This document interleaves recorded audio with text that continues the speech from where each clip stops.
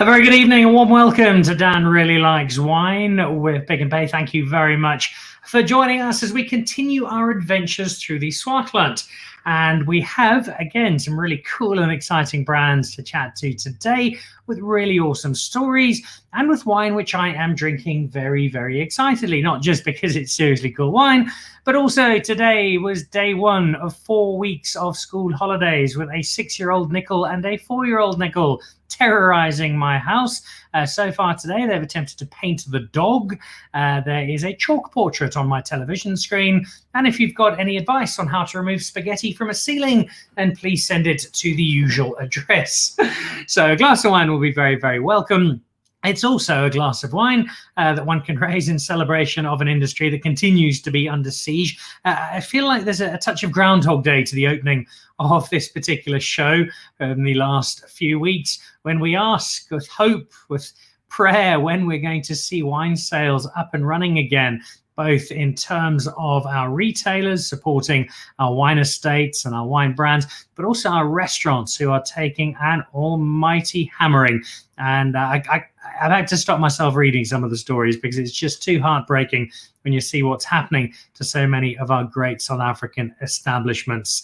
And so what can we do instead? Well, raise a glass and hope that it is a portent of better times to come. And the glasses we have today, all in the Swartland. It is the third of our Swartland adventures. We've got 6 consecutive from what is one of the most exciting winemaking areas on the planet. It's also full of wine brands that, as feedback from a number of you has illustrated, aren't all that well known. Everybody knows their Sardis and their Badenhorsts and their Molyneux, but some of the brands are a lot smaller, a little more boutique, and although they've got great followings, it's very much a cult status rather than mainstream. And I think our wines today fall into that particular space. A little later on, we'll be hanging out with a guy called Craig, who's got some of the coolest wine labels on earth. He has an enormous amount of fun with them. He's got some very set views on the world of wine, and those lead in to the making of wine that is quite spectacular. I'm really excited. The wine brand is Testalonga, the Baby Bandito and the El Bandito. And we've got some really interesting stuff, some Carignan, some sparkling Colombard that's made in a slightly different way. That is to come. But first up, a brand that I encountered last year at Saint, when one could still go to restaurants and drink wine. There was a tasting of a number of brands. One of those brands was the brand Nativo, which is put together by the Hughes family. And a woman named Kiki gave me some wine. I pretended to look very cool and nonchalant, and inside I was going, whoa, this stuff is fantastic. And I'm sure it's going to be so again today, because I've got some to taste, and I've got some in the presence of Kiki, as well as the man responsible for the Nativo brand. So it's a very good evening to Kiki Hughes and to Billy Hughes. Hello, guys. Hi, how's it going? Hello, Don. How are you? I'm extremely well. I'm also fascinated because I get to drink some wine with you, but also inquire as to a story that even in the South African wine world, which has got some quite intriguing narratives, I think must be particularly eye-catching. How on earth, Billy, does an Argentinian engineer end up in Malmesbury making wine? I came to South Africa in 1990, and Argentina was a mess in those days. So we had so much inflation. The country was up and down all the time. And I had a little business. I stopped the business, and I didn't have anything interesting to do, getting a job or starting something new. So I decided that I was going to travel around the world for some time and then go back to Argentina and continue working. And my first stop was Cape Town. And I'm still here. The travel plans haven't gone quite as scheduled, but I'm very happy that that is the case, because you've clearly found not just a wonderful home, but a terrific passion. Why wine, Billy? What nudged you in that direction? Was it something you'd always been interested in, or is it a fairly recent acquisition in terms of your interests? My family is from Mendoza, from the western side of Argentina. And my dad was an agriculture engineer or agronomist, and he used to take us visiting farms and sharing his work all the time. And when we had holidays, we used to go to Mendoza, where a remote family had a little bit of a vineyard. So those days I started enjoying wine and drinking it. But only when I came to South Africa that I started doing the Cape Wine Academy courses. And we started with a nice club, tasting wine and getting into competition, that I really got into studying it a little bit and then thinking that one day I was going to have a farm myself. Muy bien, Senor Billy. That story strikes a particular chord, because one of my all-time favorite wine trips was to Mendoza. I still remember a 5-course steak tasting menu with an assortment of Malbec at Rucamalen, which you may know, and the views and the mountains. It's just glorious, as of course is the Cape. So probably the two most beautiful winemaking areas in the world. Kiki, how did you fall into this? Was this a natural interest, or your dad persuading you to come and help out the family business? I think it was just sort of a part of my life from when I was very young, going to the farm, because we bought the farm in 2000, and so I was very young at that time, and just, weekends on the farm as the vines were growing and learning, just being around it and having it part of the family. And yeah, I just sort of fell in my lap, and I'm very glad it did, because it's a very creative, sort of innovative field to be part of. So yeah, I love being a part of it. How does the division of labor work? My daughter is 6. She already tells me what to do and scolds me at the rate. I've got more years of such experiences. Who has what job in brand Nativo? So I do the farming, and I do mainly the infrastructure, the equipment, and all the logistic things, and the wine and the harvesting and decisions about the style of the wine and so forth. Then we have Lisa Noval. She's a winemaker. She's been with us for 3 years, and she's doing the everyday winemaking. Kiki does these days a lot of the selling, the labels. She's designing the labels herself. She's communicating with the people. We have 2 new additions to our team, James and Leroy, and Kiki's working with them together to see how to sell better and how to change or improve our image, and how are we going to go about in future as we grow and become more successful. So, and Kiki's also a geneticist. She's doing a master's on genetics, and Kiki has done very nice research on the yeast that are growing in our vineyard, and helping with the trying different levels of SO2, starting to do wines with no addition of SO2 at all. And luckily, she's very knowledgeable on her chemistry, and technical knowledge is great to have around. As a geneticist, she's probably well aware that wine is in the Hughes family genes and passed on successfully from one generation to the next. We've got 2 of your wines to try here, and the first of these is your 2019 blend. Now, if I'd said to somebody, I've got a Swartland white blend, most people would have made the assumption that it's probably going to be Chenin Blanc led. There are so many fabulous examples of Chenin led blends from your part of the world. This isn't, though. You've opted instead for just a touch over 3/4 Viognier to this wine. Yeah, by chance. I don't think that is intention. Every year we try to do different blends, and it's very much dictated by what to get that season. So our blocks of Chenin, Roussanne, and Grenache Blanc are still very small, and we don't have much of it. We would love to put more of them in the blend. Our Viognier block is bigger, and that's why we get the biggest amount of grapes. But we are open to try new things. One of the most interesting things that we are discovering lately is the benefit of harvesting the white grapes very early. And I'm talking about 20 or 21 barreling, because we get beautiful acidity, low alcohol, and the flavors, the complexity of the wines, they will come eventually in the bottle. So in the past, one would fret a little bit about not harvesting the grapes with enough flavor, but that's not the case. It's the other way around. We get in the bottle much more elegance and sophistication by harvesting that. So going back to your question, yeah, we change the percentages as we go, and hopefully we'll start having more of the other three white cultivars. Viognier for me sits alongside Semillon as a South African grape I don't think we give quite enough attention to and enough credit to. It's got some marvelous characteristics. In terms of selling the wine, Kiki, does it give you a point of difference or slightly more of a challenge to get it sold? It is quite a challenge because of the preconception that people have about Viognier, and specifically South African Viognier.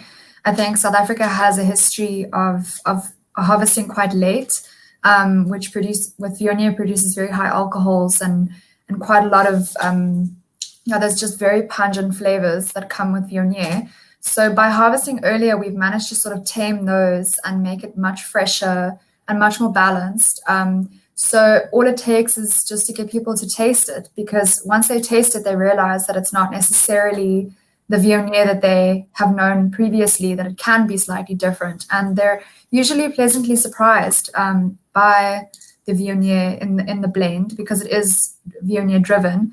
So while a lot of people at first are a bit maybe put off or a bit discouraged by it, once they taste the wine, they're pleasantly surprised by the level of freshness, and also we've managed to lower the alcohols quite a lot, which I think helps a lot with the balance. Well, balance is a good word. It's one I always look for in wine, and you've got plenty of it here. Yeah, very well indeed. I can see though that as much as I like, as much as I'm sure you both like it, there is a South American in picture with a glass of red wine in hand, which from part of the world that has mastered Malbec is not entirely surprising. We do have a red to try out. So I'm going to set aside a wine that I really enjoy, and I think it's got some nice aging potential there as well. And say goodbye to the red and move on to bye to the white. Move on to your red, and this here, your Nativo red. This is your Shiraz-led blend.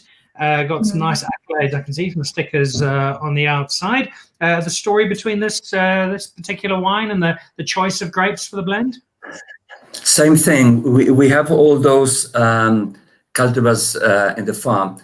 We are organic, and we don't buy any grapes from other sources, only us. A couple of years ago, this blend was driven really by the Shiraz, and over the years we have started reducing the amount of Shiraz and given the Grenache and the Mourvedre a little bit more room, and then the Tempranillo and the Pinotage just kicking in a little bit. Our soils are clay; they're very red soils. So you expect a wine that is going to be quite heavy in color. So on clay soils, you get the very dark flavors, the cassis, and the very complex and obscure. So our mission in life is to try to make these wines a little bit more feminine and elegant and turn it into the red colors. And we're doing that by dropping down a little bit the Shiraz, but also doing things like harvesting early or whole bunch fermentation, anything that makes this wine less imposing and really subtle and elegant. And keeping it clean, low alcohol, very low SO2, and of course, organic and a little bit of biodynamic also. Now, there is a lovely softness to it. It's not an overwhelming wine at all, but in a very, very good way.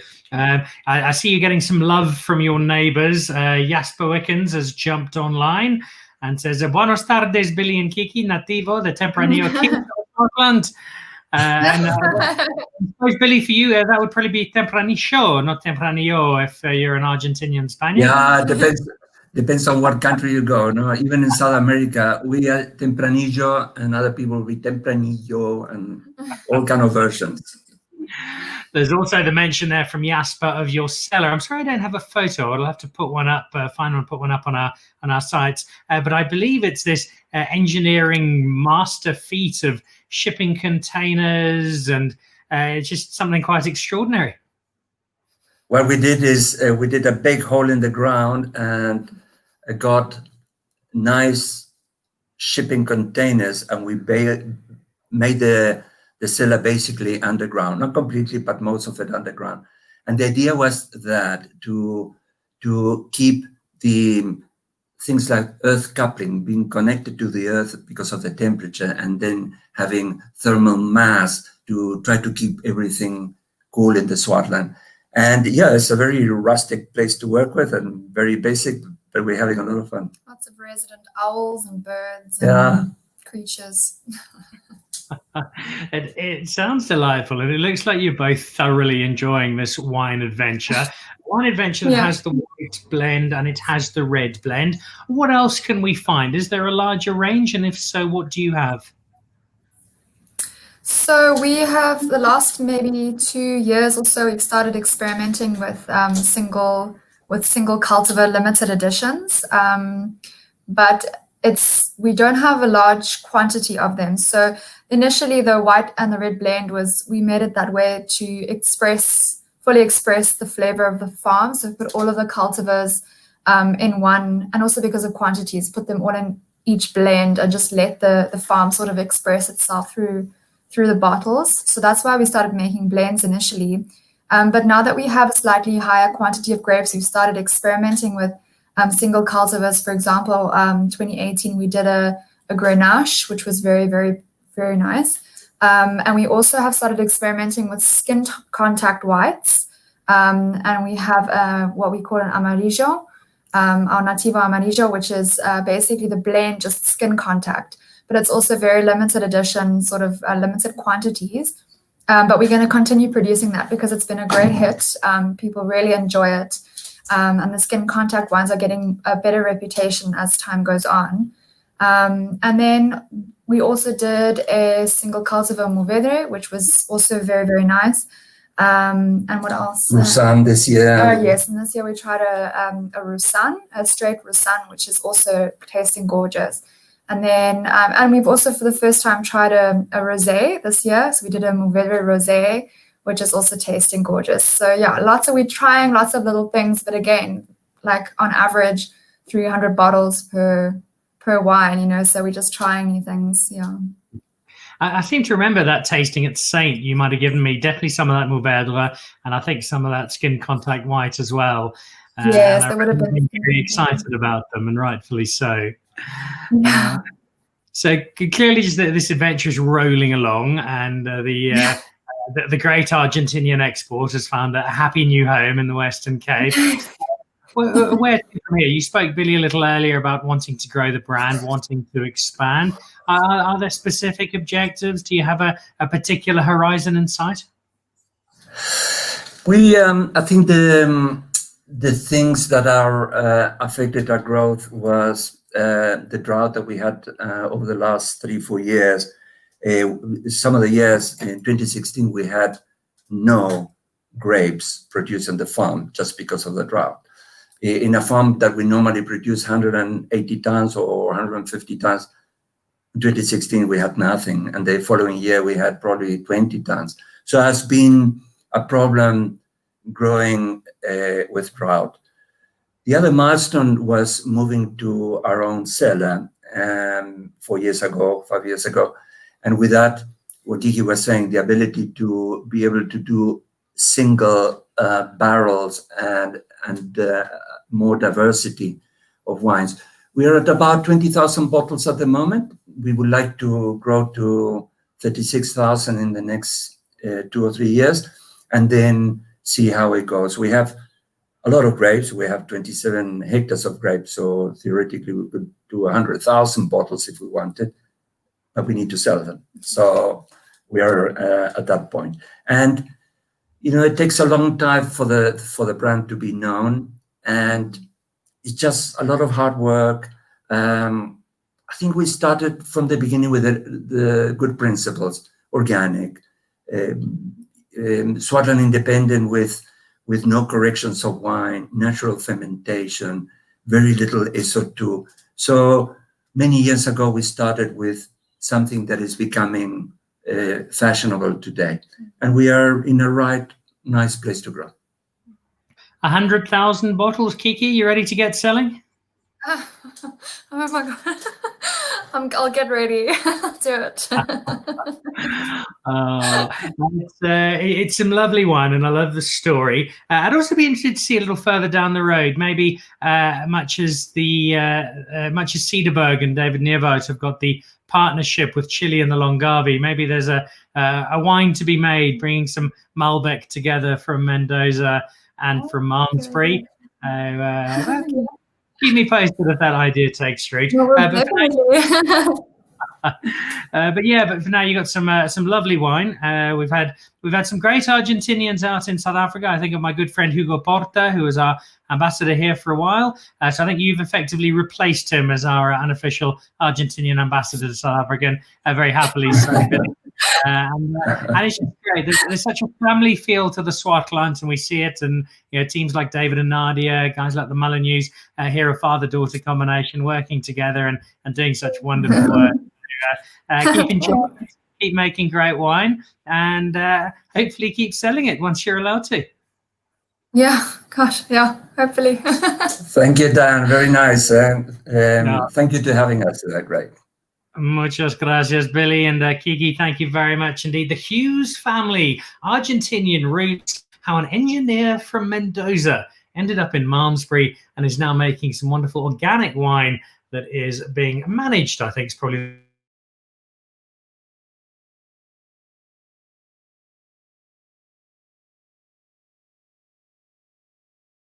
And our next story revolves around somebody who's known for his wine, certainly, but his labels come a very close second along with their names, because there is as much creative genius to the aesthetic as there is to the product within. And I'll show you a couple of them in just a moment. Cool names, cool imagery, and very, very cool wine, along with some very specific wine philosophies. Not the first person to have cut his teeth under the auspices of Ibn Sadi, but somebody who clearly learnt more than most in terms of taking his wine journey forward. From Testalonga, it's hello, Craig Hawkins. Hey, Dan. How are you? Thanks for having me. Oh, absolute pleasure. It's a delight to have you, not just to be able to chat to you and talk wine and drink your wine, but to have a look at your enormously cool brand and your enormously cool labels. I think it's important to set the story here for people who don't know Testalonga. Craig's got a very interesting approach to wine. Blends are the antichrist. All wine has to come from the same soil and be the same variety. It has to have a seriously cool label, and you can only make a dozen bottles of each, but then make loads and loads of different varieties. Have I got that just about right? Yeah, I don't know where to start there. No, yeah, look, we do it. We've always done it our way. From the beginning, and I think it's something that's just stood us in good stead. When I speak about the proverbial we, it's not just me that's part of Testalonga, it's my wife, Carla, and I. We've been doing this since 2008. And yeah, there's a lot of people involved behind the scenes that have helped us along our journey. And I think, I often get asked that question, what you just asked me is, we make like 2 bottles here, 3 bottles there, 4 bottles there, but at the end of the day, it's just about doing it our way. And if people enjoy it along the way, then that's a bonus. And now, as we start to get a bit older, it's actually what I love most, is actually just seeing people enjoy and drinking our wine. And I think that's important, not just to understand, but to appreciate, because you could be doing that for effect. It could be quite a nice gimmicky marketing ploy. Let's make a small amount of wine, try and flog it for a fortune and play off the rarity. But that's not the case. It stems around certainly from my interpretation, watching from afar, a genuine excitement in all the myriad ways you can put wine together from the different grapes you have access to, and the stories you're able to tell through that wine. Yeah, exactly. I mean, it's not just fun and games as much as we'd like it to be. I don't take myself too seriously. My good friends that know me and my family, they know me very well. I like a laugh, I like a joke, but at the end of the day, I do take whatever I do very seriously. But I think often in wine, I got into wine through my older brother, Neil. He started making wine. And we're both from Natal. My family's from Natal, and we moved down here. And my older brother, Neil, he got into wine at Stellenbosch University, and we all started laughing at him. And then he started bringing back, books from wine magazines and reading this stuff, and we just laughed even more. And then I actually, when I was at school, my final year, I needed, money for beer and stuff and holidays and things. So I started working for him in the vineyard, and I fell in love with it. And from there, I realized that there's more to wine than just, people swirling a glass, sniffing through one nostril, goes out the other ear. I just find wine back then was quite, for me, very, I don't want to use the word pretentious, but it was quite overwhelming for me as a youngster, trying to understand what exactly it is. And that was why I think I fell into I was very grateful that we're part of the new world, so to speak. I'm not from a winemaking family, so I don't have any preconceptions about or told how to make wine and do it this way, do it that way. I just realized, just do it your own way. And if it doesn't work, it doesn't work. And if it does, here we are then 12 years down the road talking about it. And that's been the nice part, the really fun part of the journey. The journey post learning and being influenced by your brother, who I think we've now lost to Australia, if I'm not mistaken, was heading out to the Swartland. First gig, Ibn Sadi.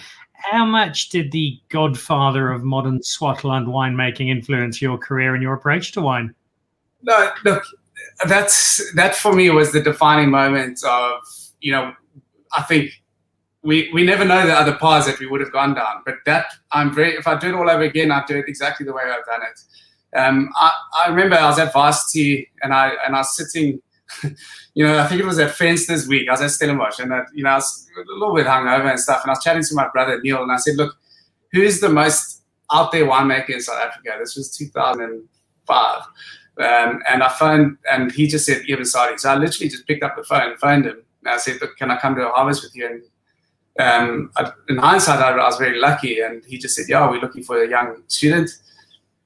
Come." So I was sleeping on his couch for quite a few months, and from there I developed the passion, and I really saw that there's more to wine than just making a product, sticking a label on it, and hoping someone likes it. It's actually just about following your passion, and he's got that in spades. And I think that was where I cut my teeth, and I'm forever thankful for him for that.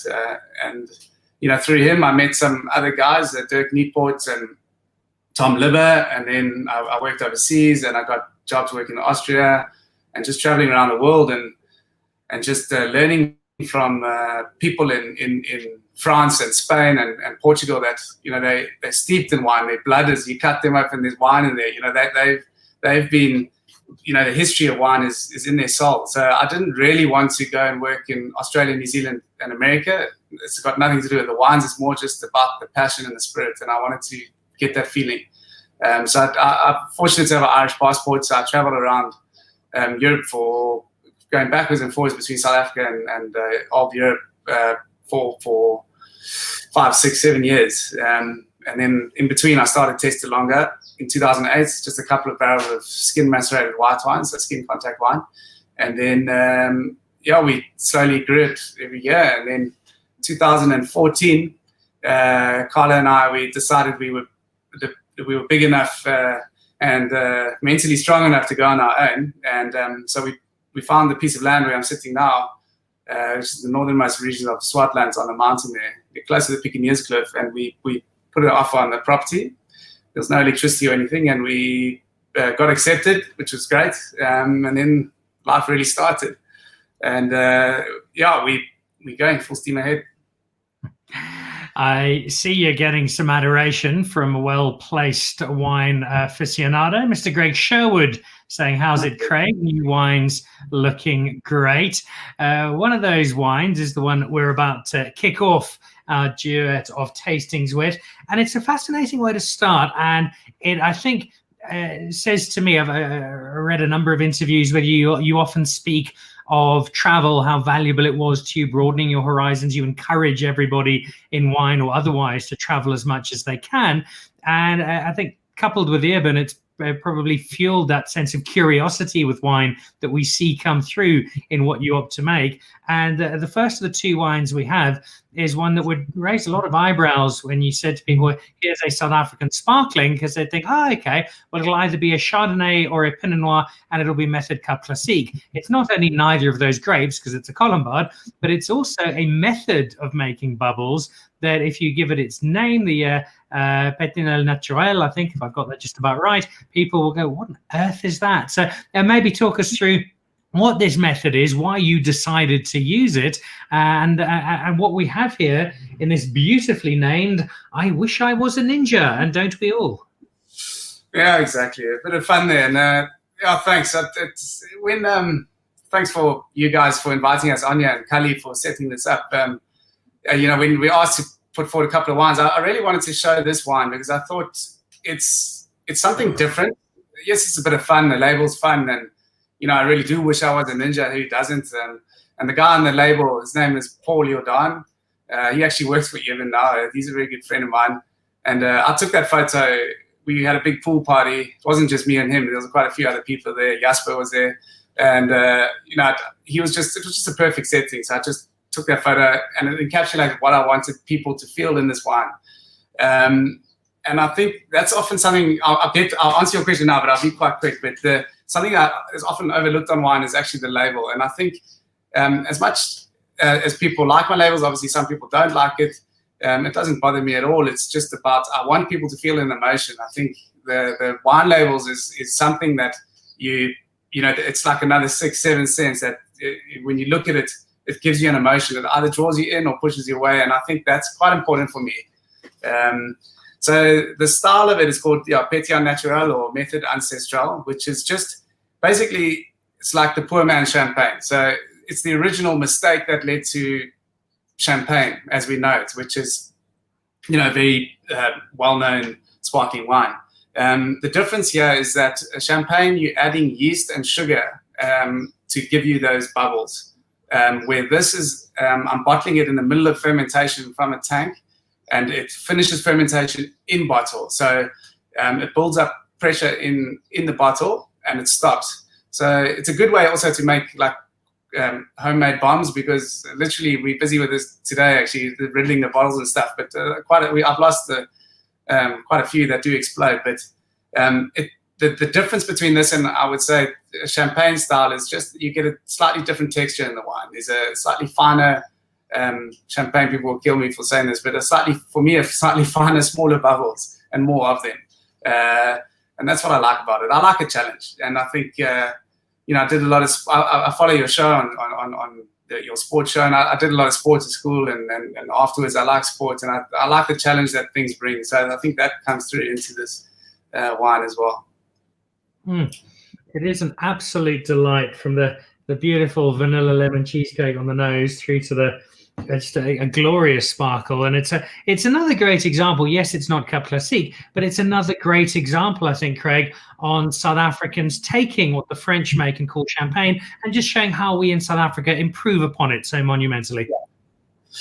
Yeah, so it's a style that's been going for quite a long time.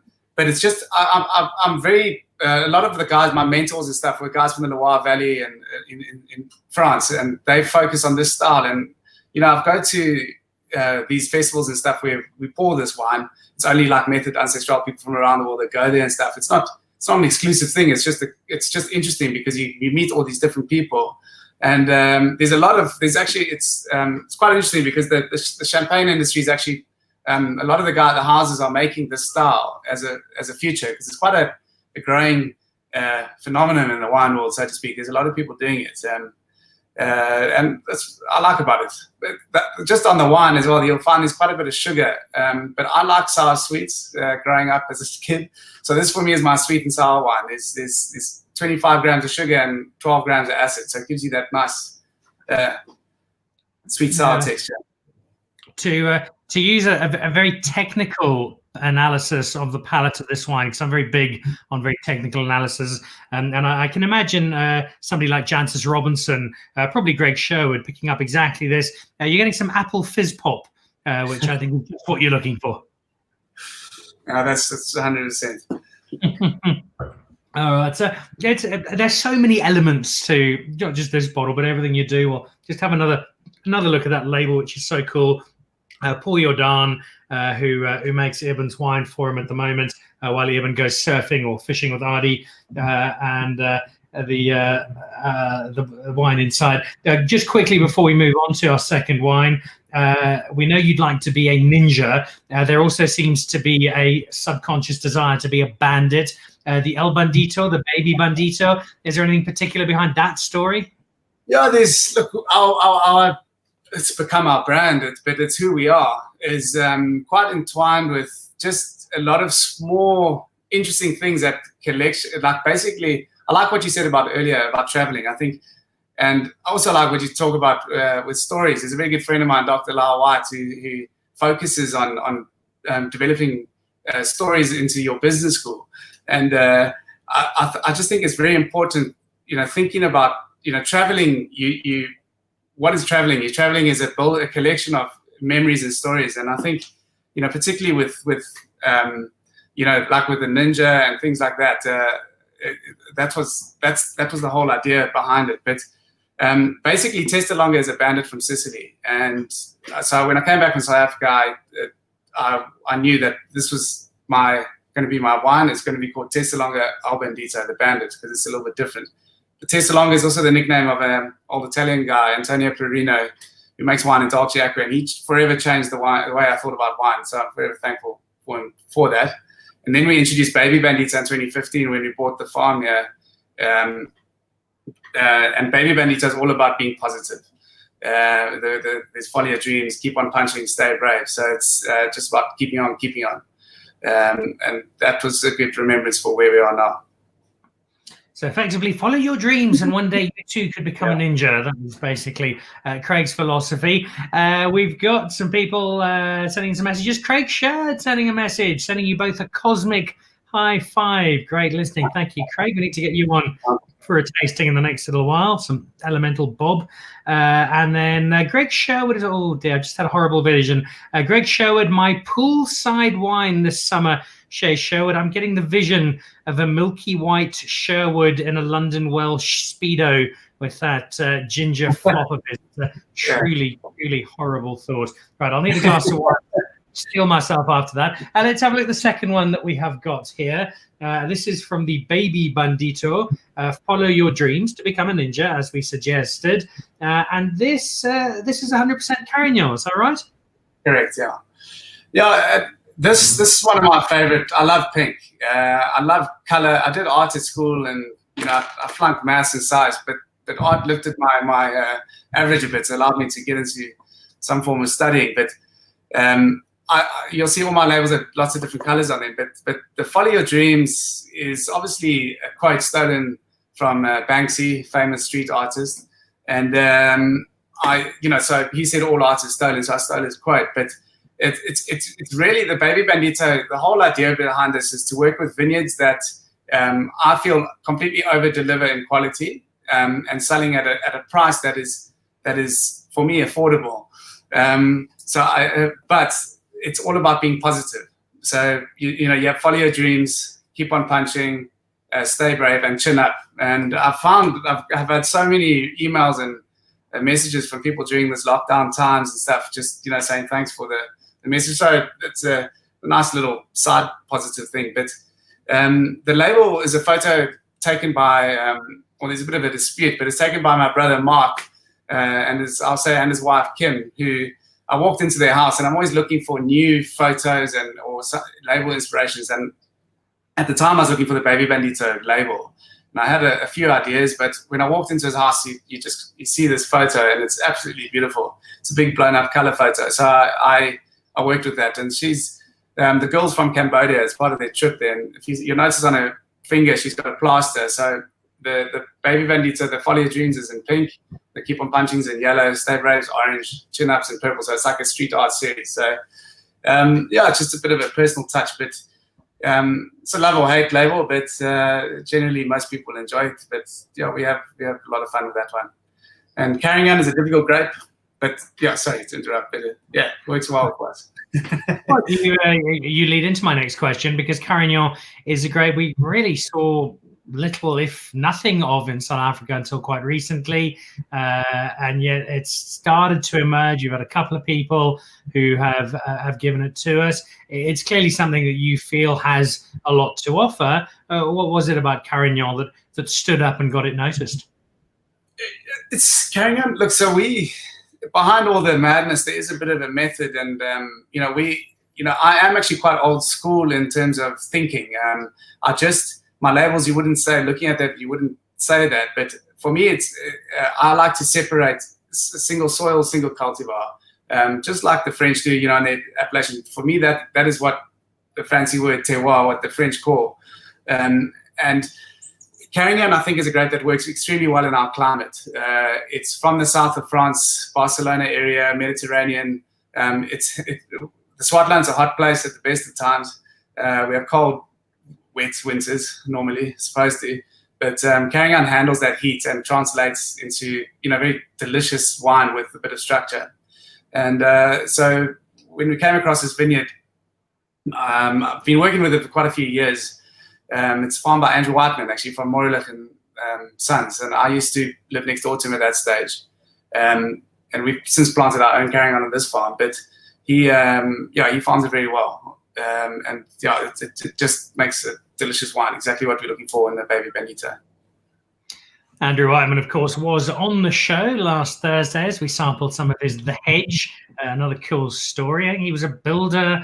Billy Hughes is an engineer. Everybody's getting into wine at the moment. For somebody who's watching this at the moment, I'll let you do far more justice to it than I can. Craig, if they're sampling a glass of your Carignan, what are they getting out of this? What's the profile? What's sweeping you off your feet? Yeah, I think you get...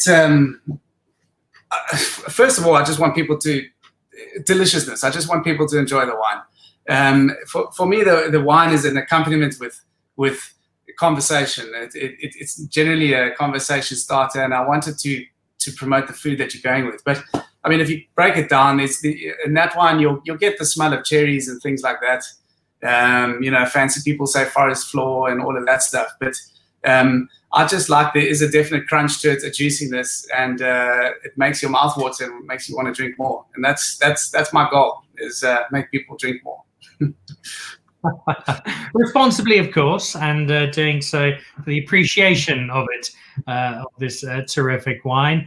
The bottles we have, they're two of the fairly substantial range that you have available.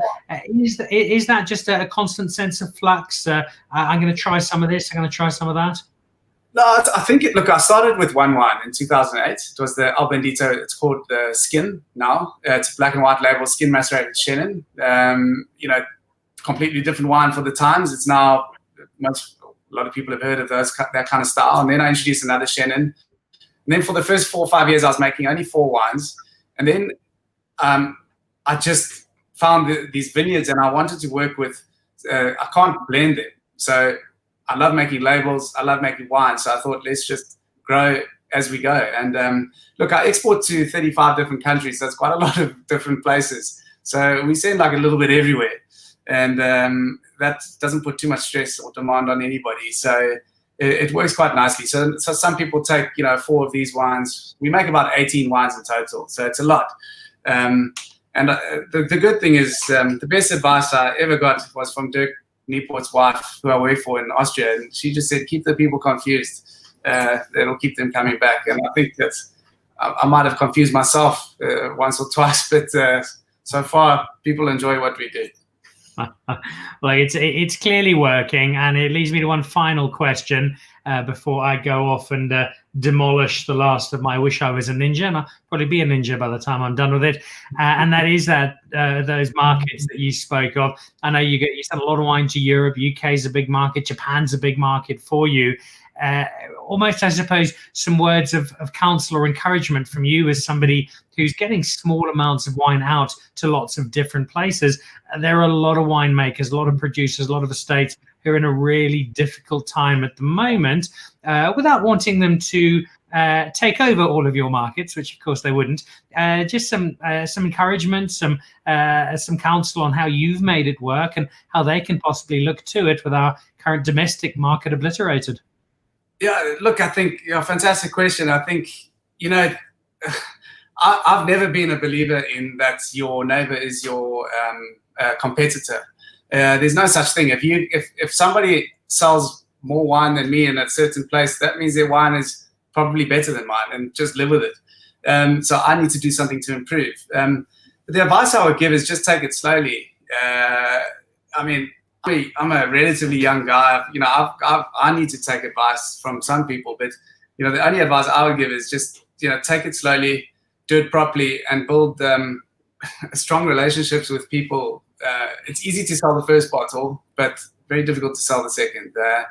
And I think it's just important to work with strong people that have good values. I know it's a bit wishy-washy, but there is a lot of that, and particularly in today's climate and today's world, there's a lot of to and froing, and I think look, I thank you for the efforts that people like yourself are doing to promote wine. I think it's incredibly tough times right now, particularly South African winemakers. I'd like to give a shout out to David Clark from Ex-Animo. He's our distributor locally. I mean, these guys, they really work hard to change the South African wine scene, and then, with archaic laws, we're sitting where we are now without, what we do is suddenly illegal. So it needs everybody to give a push back and do our part. But we will come through stronger. And I'm looking forward to seeing the end of this.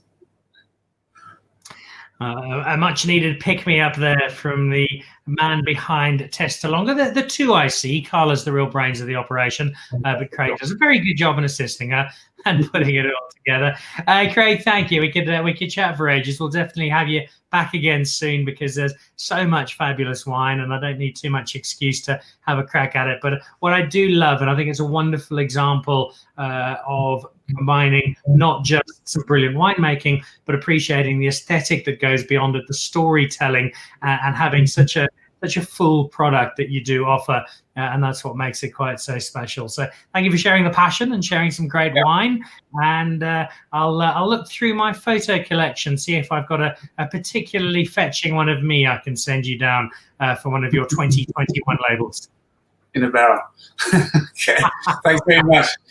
And it's just on that, last year, I didn't only mean to mention David Clark, but like all the guys, Derek Kilpin, Wine Cellar, everybody's doing their part. And I just, if you do get a chance to support these guys, great domains, just pick up a bottle. It means a hell of a lot. I've said my part. But thank you very much. There we go. That was the sound of a text message from Derek Kilpin coming through to Craig saying, "Why didn't you mention me?" You would have got it in right at the end. And the end of 4 more great bottles from the Swartland. Craig Hawkins, Carla Hawkins, and Testalonga range. I love those labels. They're so cool. Probably the greatest claim to fame to get even started wine being on that label. I Wish I Was a Ninja, and then Follow Your Dreams, the Baby Banditos and Carignan.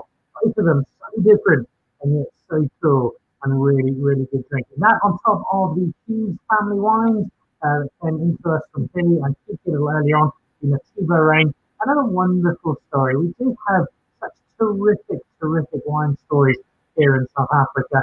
Philly leaving Mendoza, leaving Argentina on a round the world trip, made as far as Cape Town 30 years later, now farming in Malmesbury and making wine, putting a smile on faces.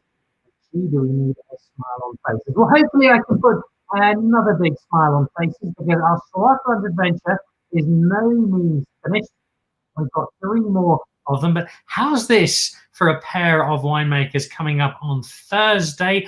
Adi Badenhorst will be joining us, Mr. A.A. Badenhorst, along with a bloke by the name of Ibn Sadi. So that is our Thursday combination for our live tasting on Dan Really Likes Wine, presented by Pick and Pay. Ibn Sadi and Adi Badenhorst in tandem for an almighty gathering of wine-making brilliance. I'm genuinely excited. Also this week, the other end of the alcoholic spectrum on our regular episode, which comes out tomorrow, myself and Steve Seinfeld, the Joburg foodie, are down at the On Nickel branch of Pick and Pay, and we are sampling non-alcoholic wine. Is it any good? Is it palatable? Can we choke it down? Or is it actually surprisingly good? Well, you'll have to watch the episode tomorrow to find out, and then hang on for Ibn and Adi on Thursday evening. If you're watching this from outside of South Africa, please keep buying South African wine. Get your friends to buy South African wine. Support an industry that is reeling. And if you're in South Africa, I know you can't get now, but especially if you're a member of that Pick and Pay Wine Club, order your wine online, get online, look out for deliveries as soon as suspensions are lifted, and make sure that we back an industry that does continue to give us so much pleasure. Been a delight having more of our Swartlanders with us. Huge thank you to Billy and to Kiki from Nativo, as well as to Craig from Testalonga. And I'll see you back live on Thursday evening, 5 o'clock. Adi Badenhorst and Ibn Sadi. Cheers.